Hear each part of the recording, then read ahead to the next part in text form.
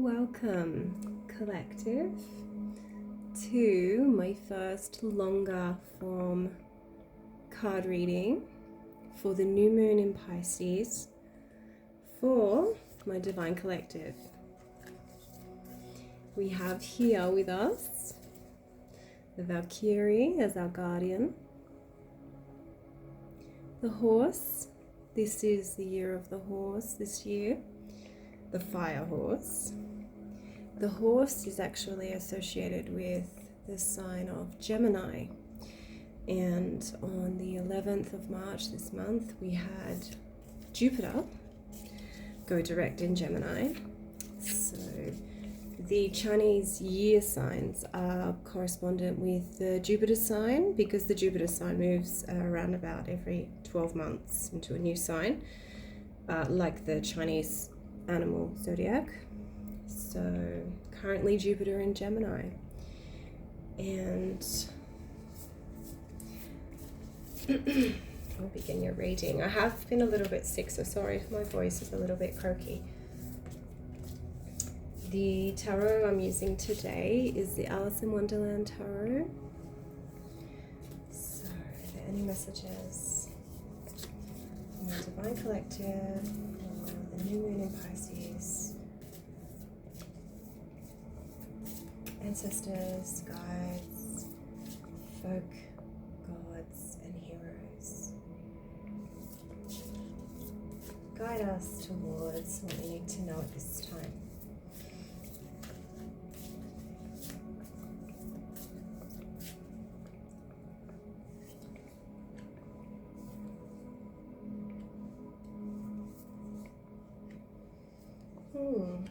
Interesting.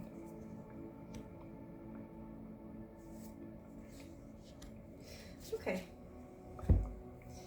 So the first card that I pulled is the Ten of Spears.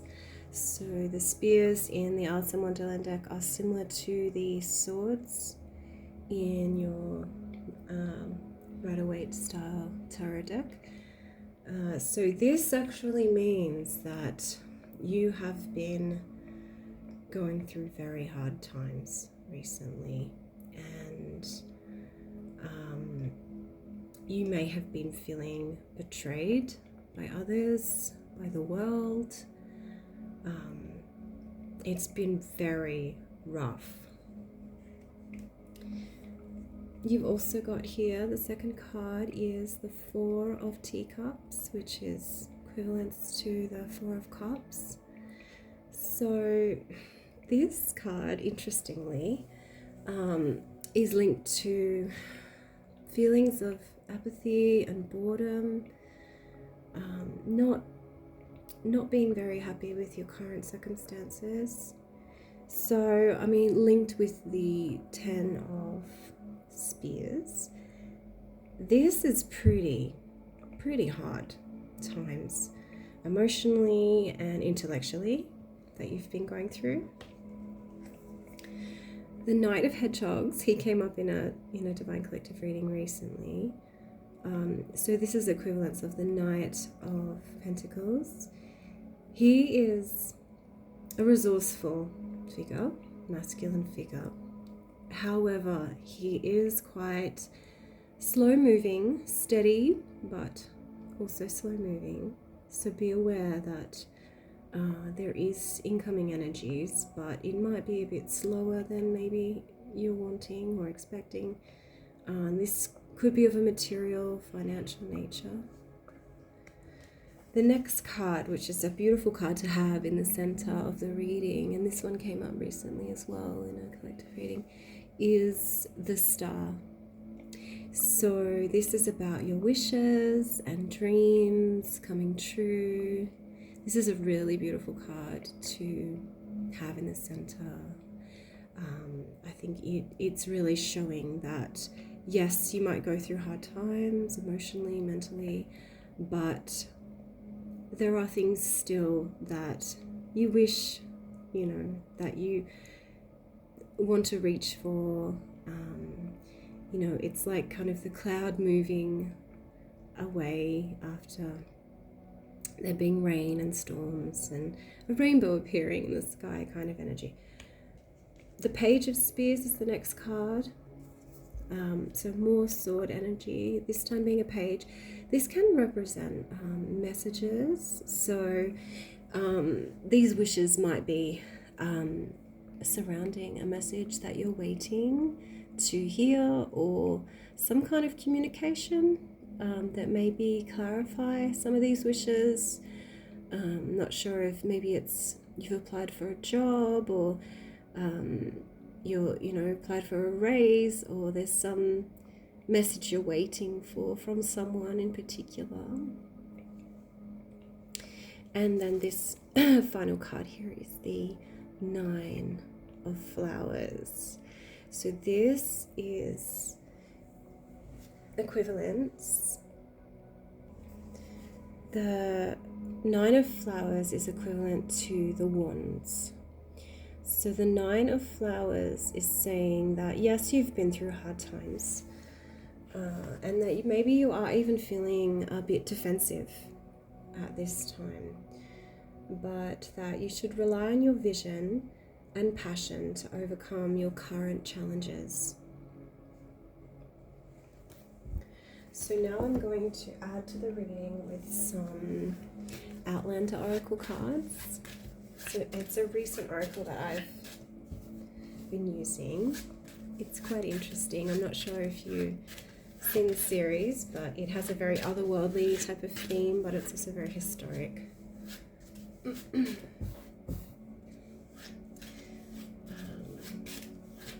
divine collective messages they need to hear this time. The new moon in Pisces. So,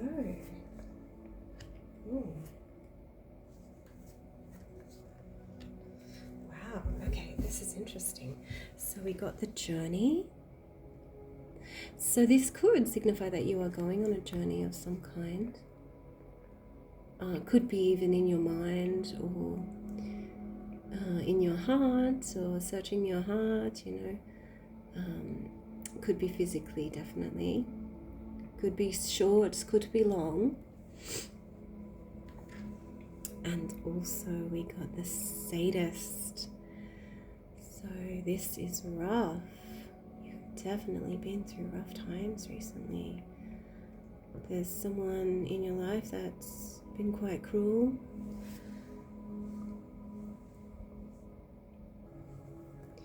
Themes around the sadist are danger, dishonesty, and aggression. So just be aware of those energies. And the last card we got was the Abyss. So this is quite a heavy card. The Abyss themes are around heartbreak, loss, and resilience. Next up is the Mermaids and Dolphins Oracle. Any messages, please, and thank you.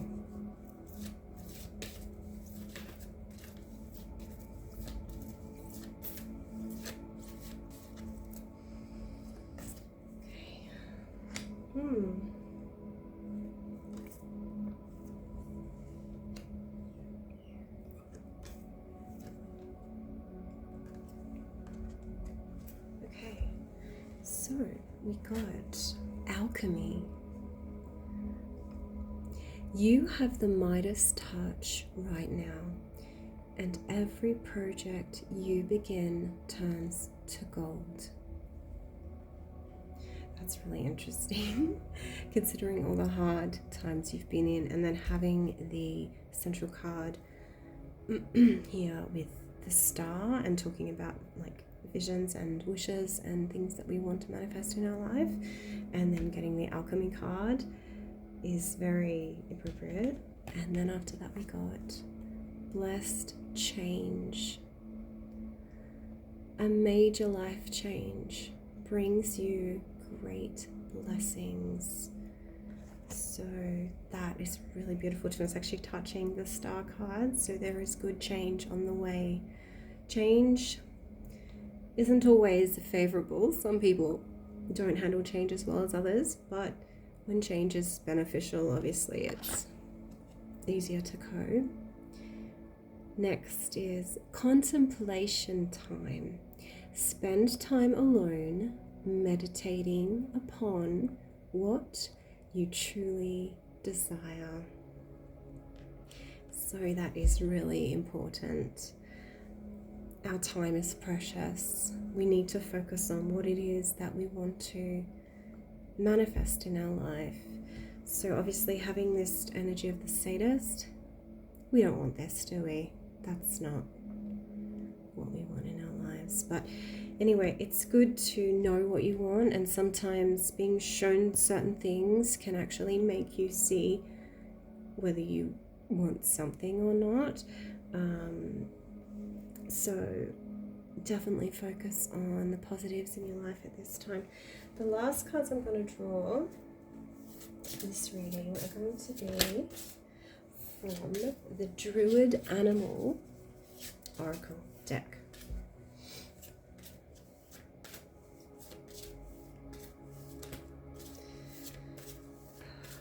Please and thank you. Messages for the Divine Collective for the Moon in Pisces. Okay. Wow. Beautiful. Wow, the first card that we pulled is the horse. How interesting. Because it is the year of the horse, and we were just talking about the horse and its symbolism. The horse is a very important animal historically, very spiritual as well. So the key words associated with a horse are, of course, travel. It's also linked to the land and the goddess. I'll just read a little bit from the guidebook. It says that the spirit of each calls us to journey, to travel. This may manifest itself as a desire to travel in the physical world, or we may be drawn to voyaging in inner realms. How interesting. We had the journey card as well. She brings us energy and speed and connects us to the power of both the land and the sun. The horse goddess is patroness of the complete life cycle of birth, death, the afterlife, and rebirth. By working with the spirit of each, we will grow to feel comfortable with every aspect of the life cycle, knowing that the goddess protects and guides us through each of its stages. That is very interesting, tying in with the coming out of hard times and the wishes and the manifesting with the alchemy and the journey. Okay, so the next card that I pulled was also the frog. So the frog. Keywords of the frog are sensitivity, medicine, hidden beauty, and power. So I'll just read from the book for a bit. The upright frog. Losgan, so this is a Celtic word, unites the elements of water and earth, bringing joy, delight, and healing in its singing and hopping, and leading you to the sacred spring from which you may be refreshed and renewed.